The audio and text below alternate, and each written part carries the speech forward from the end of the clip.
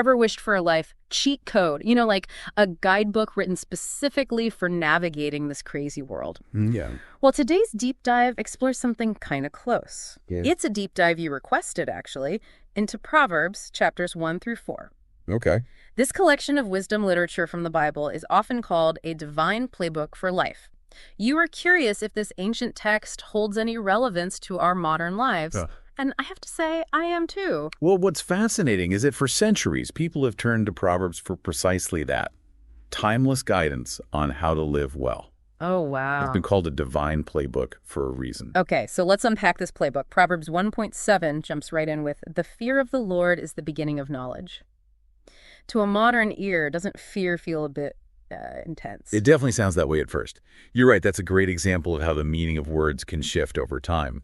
Fear here isn't about cowering in terror. It's more about reverence, deep respect, understanding that divine wisdom holds a lot of weight. So it's more about acknowledging there's a bigger picture, a higher authority, something beyond our own limited understanding. Exactly. And if we connect that to the 21st century with its constant information overload, Oh, yeah. that fear of the Lord can be incredibly helpful. It's like a filter, helping us figure out what really matters, what's actually worth paying attention to. It's like having a compass in a world where everyone is shouting different directions. Exactly. So it's not just about what we know, it's about how we approach knowledge in the first place. Right. Proverbs 1.5 emphasizes that wisdom isn't something you just have, it's something you actively cultivate. A wise man will hear and will increase learning. So it's not about having all the answers. Oh. It's about staying curious, which honestly can be tough in today's world. It seems like everywhere you turn, someone's trying to tell you what to think, what to buy, what to believe. Absolutely. Yeah? And that's where Proverbs 1.10 comes in. My son, if sinners entice thee, consent thou not. This verse speaks directly to that pressure we feel, that constant temptation to conform. Just the other day I was scrolling through social media and almost got sucked into buying this. Well, let's just say it was something I definitely didn't need. It's like Proverbs knew this kind of pressure was coming. It's amazing how these ancient proverbs still hold up, isn't it? Yeah. They tap into this timeless human experience. Social media might be new, but the temptation to follow the crowd is age-old. Right. And this idea of standing strong in your convictions, well, it leads right into Proverbs chapter 2, where seeking wisdom is compared to searching for buried treasure. Okay, I love a good treasure hunt. So where do we dig in the 21st century? Where's this wisdom buried? Proverbs 2.6 tells us that the Lord giveth wisdom, out of his mouth cometh knowledge and understanding. So in practical terms, we look for wisdom through prayer, reflection, studying scripture, engaging with wise mentors. We even find it by being open to learning from our own experiences. It's like we're constantly gathering clues, piecing together this map to a life well lived. But sometimes I think we forget to even look at the map. We're so busy rushing around, reacting to everything. You're right. And that's where the idea of discretion comes in. Proverbs 2.11 highlights its importance. Discretion shall preserve thee, understanding shall keep thee. This feels particularly relevant in our fast-paced, instant gratification culture. Oh, 100%. We're constantly bombarded with choices, urged to click, buy, react now. It's so easy to get swept up in the frenzy. Right. I know I do. Exactly. So how does discretion act as a safeguard? Well, it encourages us to pause, to think before we act, to consider the potential consequences. In a world of impulsive clicks and online purchases, that pause can be the difference between wisdom and regret. It's like that cooling off period you get after a big purchase. Sometimes you realize, you know what? I didn't really need that thing. I just had to have. Totally. So we've talked about finding wisdom, recognizing its value. But what about really living it out? Proverbs 3 seems to get into the trust part. Yes. Proverbs 3 takes us deeper, exploring what it means to truly embody wisdom. And it starts by reminding us that we don't always have the answers.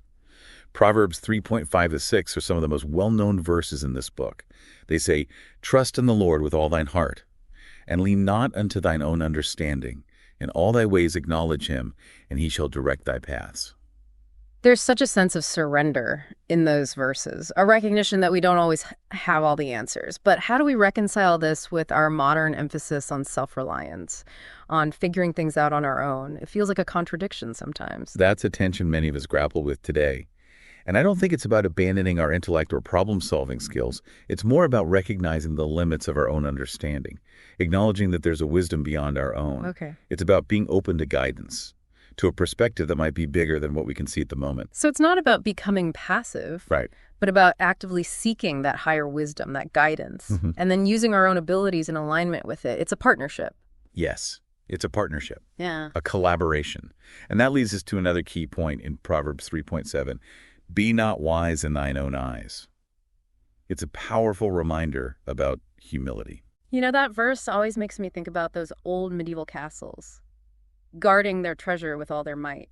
What is it about the heart that needs such fierce protection? Well, think of your heart as the control center of your life. Okay. Your actions, your words, your decisions, they all flow from what's going on in your heart. Oh, wow. So guarding your heart is about protecting that inner space, being mindful of what you allow to influence you. That's deep and honestly pretty challenging in a world that's constantly trying to get our attention. So how do we even begin to guard our hearts when we're bombarded with information, negativity, and comparisons every day? It's like we're under siege. Yeah, it really can feel like a siege sometimes. It does. So how do we sift through all the noise? How do we figure out what's truly good for us? What will actually nourish our hearts and minds? Well, that's where discernment comes in. Proverbs 3.19 reminds us that real wisdom has deep roots. It says, "The Lord by wisdom hath founded the earth. By understanding hath he established the heavens." True wisdom, it's grounded in something much bigger than ourselves. It's timeless. It's enduring. So it's about looking for those principles that have stood the test of time, right? The ones that have guided people for generations. Yes. Like if it's still relevant after thousands of years, there must be something to it, right? Exactly. And that leads us to Proverbs 4, which starts with a real sense of urgency, almost like a pep talk. Proverbs 4.7 declares, "Wisdom is the principal thing, therefore get wisdom. And with all thy getting, get understanding." So like this big flashing sign saying, hey, this is important stuff. Pay attention. It really does make you think about what you're filling your cup with, doesn't it? Uh-huh. Are we choosing those sources of wisdom that will actually sustain us in the long run? Or are we just going for that quick fix, that instant gratification? That's the question, isn't it? And this leads to one of the most powerful verses in this whole section, Proverbs 4.23. It says, "Keep thy heart with all diligence, for out of it are the issues of life." I'm struck by how it compares the heart to a wellspring, the source of everything. You know, I've always found that verse so intriguing. It's like, what does it actually mean to keep your heart? How do you protect something so intangible? Well, think about it this way. Your heart is where your deepest desires reside, your motivations, your beliefs. Everything you do flows from that place. So guarding your heart means being intentional about what you let in, what you expose yourself to. Yeah. It's about recognizing that what we consume, whether it's media, relationships, even our own thoughts, shapes who we become. That's so true. You know, I know for me, if I spend too much time scrolling through social media, I start to feel anxious and inadequate. It's like all those perfectly curated images and opinions seep into my heart and start to mess with my perspective. You're not alone in feeling that way. It's a common experience in our hyper-connected world. And that's why this ancient proverb is so relevant today. It's calling us to be mindful of what we consume. It's a call to curate our own inner landscape. Yeah. To choose those influences that uplift us, that nourish our souls. So it's about filtering out the noise, being selective about what we allow into our hearts and minds, being proactive, not just reactive. Precisely. And it's about cultivating gratitude, Yeah. focusing on the good, choosing to dwell on what is true, noble, right, pure, lovely, and admirable. Philippians 4.8 actually echoes this sentiment beautifully. It's a reminder that we have the power to choose what we focus on, what we allow to take root in our hearts. So it's not just about guarding against the negative. It's about actively seeking out the positive, the life-giving. It's about making those conscious choices that feed our souls. Yes, it's a two-pronged approach. And this brings us back to the beginning of our deep dive, that idea that the fear of the Lord is the beginning of knowledge. Ah, the full circle moment. It's like a spiral, really. We keep coming back to that core idea, but each time we see it from a new angle, with a deeper understanding. So how does that reverence, that understanding of a higher power, help us guard our hearts in the 21st century? I think it reminds us that we're not alone in this battle for our minds and hearts. It connects us to a source of strength, of wisdom beyond our own to draw upon. It helps us filter out the noise and focus on what truly matters. It gives us a foundation to stand on when everything else feels shaky. It's about aligning ourselves with that higher wisdom, with those timeless principles that have guided people for centuries. So if we were to sum up the key takeaways from Proverbs, chapters 1 through 4, what would you say are the most important points for our listeners to remember? Well, I think one of the biggest takeaways is that wisdom is a journey, not a destination. It's something we cultivate throughout our lives by seeking, listening, and being open to growth. It's about staying curious and recognizing that we don't have all the answers. And you know what? That's okay. It's actually pretty liberating to admit that we don't know everything. It opens us up to a whole world of learning and growth. It takes the pressure off. Exactly. And the second key takeaway is that wisdom requires action. It's not enough to simply know what's right. We have to do what's right. It's about putting those principles into practice, making them a part of our daily lives. It's about walking the walk, not just talking the talk. It's about integrating those wise choices into the fabric of our lives and making mistakes along the way because, let's be honest, we all do. Absolutely. And that leads to the final takeaway from Proverbs, that wisdom is a gift. It's available to all of us if we choose to seek it, value it, and allow it to shape our lives. It's like we're given this incredible map, this divine playbook, but it's up to us to actually use it, to study it, to follow its guidance, to trust that it will lead us in the right direction, even when we get a little lost sometimes. Beautifully put. So as we wrap up this deep dive, we want to leave you with one final thought to ponder.